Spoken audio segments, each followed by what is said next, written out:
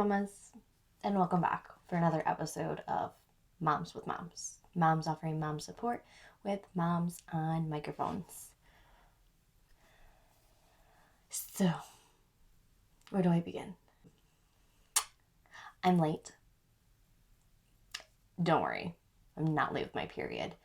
I'm late with getting this out and getting an episode out this week. And I've been less active, and I haven't really been present. So this episode is going to be kind of talking to you guys about why and what happened this week. Where to begin? So on weekends, I work Thursday, Friday, Saturday, Sunday overnights, and I have my friend's baby on Friday that I watch, and then we have swim lessons on Sunday. And then Mondays, I have Savino by myself, and then an after-school girl that I babysit for 2 to 5, and then I have night class. So really the only day that I get a lot of sleep is on Saturdays. So the weekends I'm usually spent, I'm tired, I'm exhausted, and obviously I'm really short with my boyfriend, and I do take out a lot on him. This weekend was rough for us, if I'm being quite honest, and it wasn't one person's fault. We didn't argue, we had disagreements, and it ended up just really impacting the motion for the rest of the week.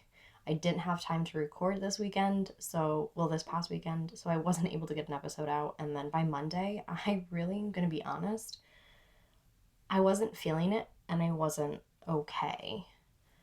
I struggled emotionally this week with the mental load and the physical load of being a parent and being a partner, being an employee, being a student. And there was some postpartum rage.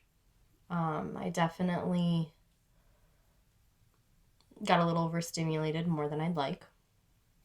I will say one thing I do appreciate about myself, and one thing that I've been very good with for the past almost year now, is I don't show my rage and my frustration around the baby.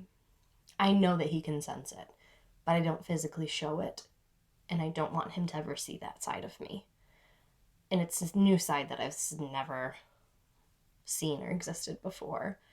So I definitely kicked a couple of things in my bedroom, definitely screamed in my pillow a couple of times, definitely threw some things at the wall and got a little angry. And I used to never be an angry person. So all of these emotions that I get are very weird to me and very scary sometimes. And it was hard. I didn't want to show up for you guys. I didn't want to be present. I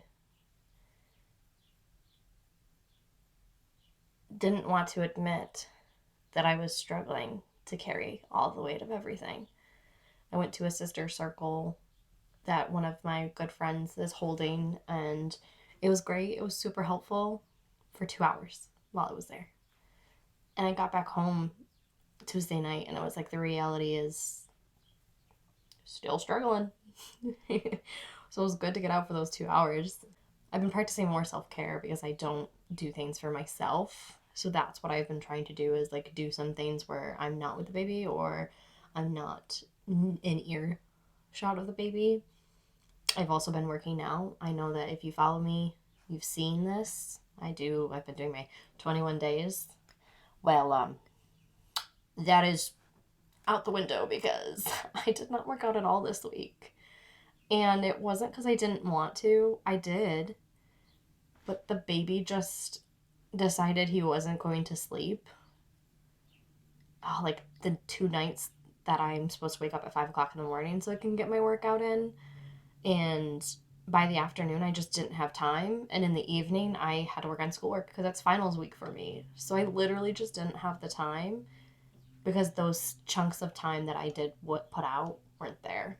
So I think that also definitely impacted me this week too. Working out 4 times a week is what I've been trying to do. Like intentional workout, not giving movement in. but I've been trying to do 3 lifts a week and 3 cardio sessions on the Peloton.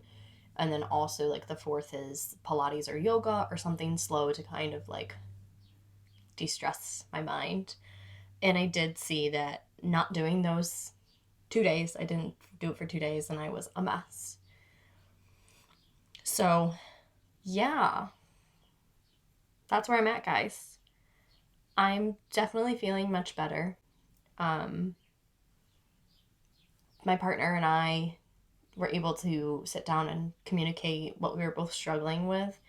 And I will say, like, that is the one thing I'm so thankful about my relationship is we might have a couple of days where we aren't ready to talk to each other, but then we can come together and we can kind of talk like, okay, this is not working for me. This is not working for me. This is what I need from you. This is what I need from you. And one of the biggest things that he mentioned was I don't make him a priority. And it kind of set me back. And I think that's what I was struggling with the most was like, how do I fit everything in? And you can't. I can't have a perfect house. I can't be a perfect student. I can't be a perfect employee. I can't be a perfect girlfriend. And I can't be a perfect mother. So I took the week.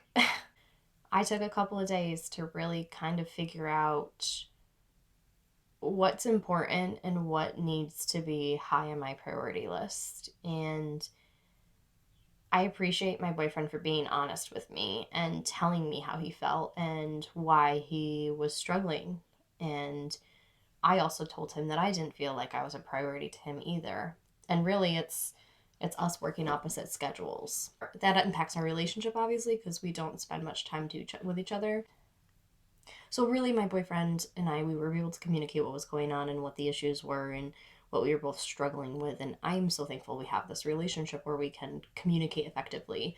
I don't like to say that we ever argue because we really honestly don't. We just have disagreements and we get frustrated with each other because we're both very stubborn and hard-headed.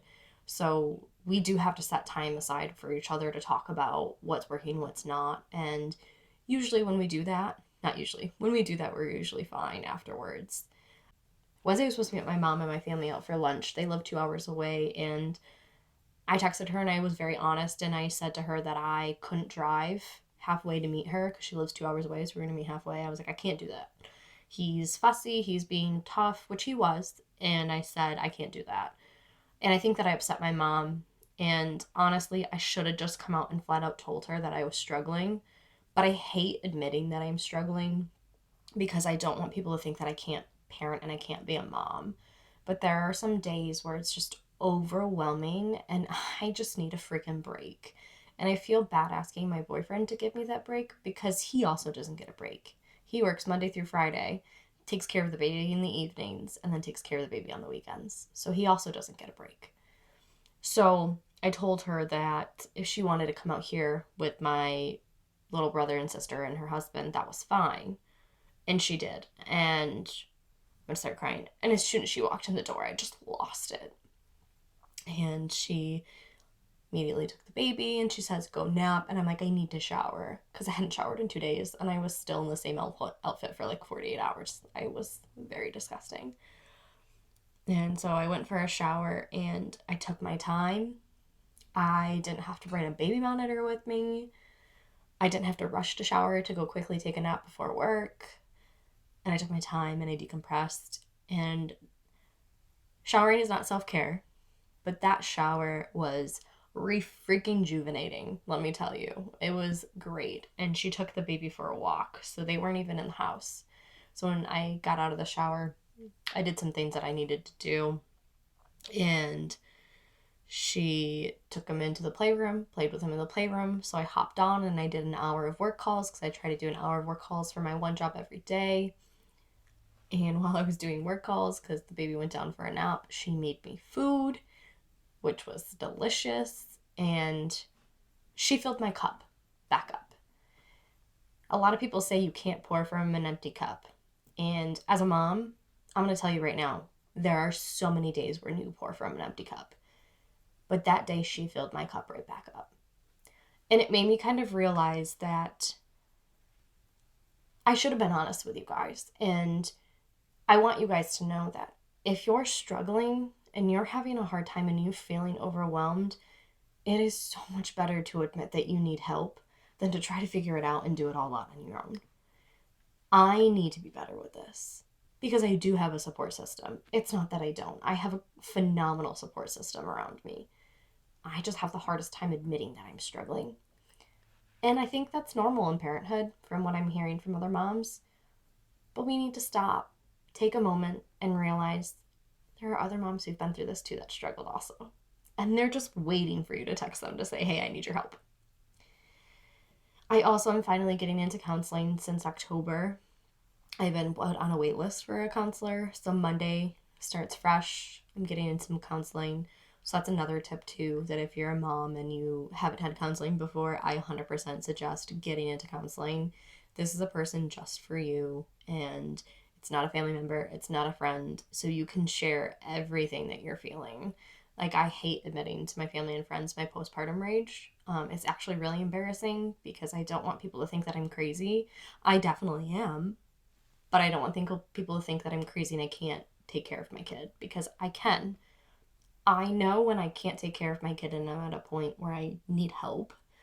And that's a big reason of why I started this whole platform is I think more moms need to be honest about the most difficult points in times of parenthood. And to normalize that it's okay to admit that you're struggling. It's okay to admit that you need help.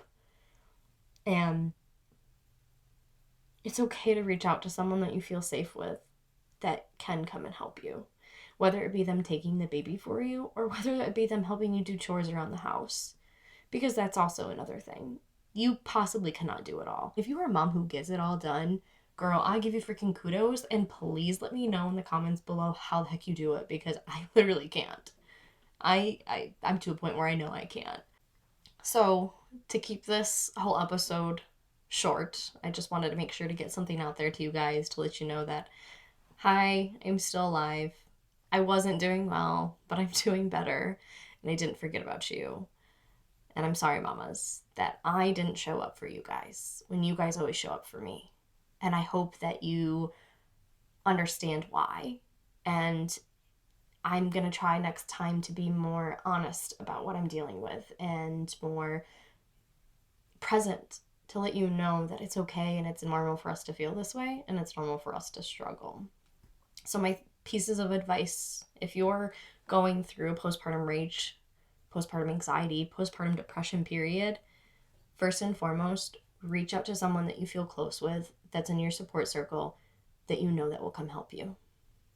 If you don't have someone in your support circle that can physically come and help you, please reach out to my program, Moms Offering Mom Support. This literally will give you mom to text, to email, to call. So you know that you're not alone and you have someone who can sit there and talk to you when you feel like you're going to jump off the ledge.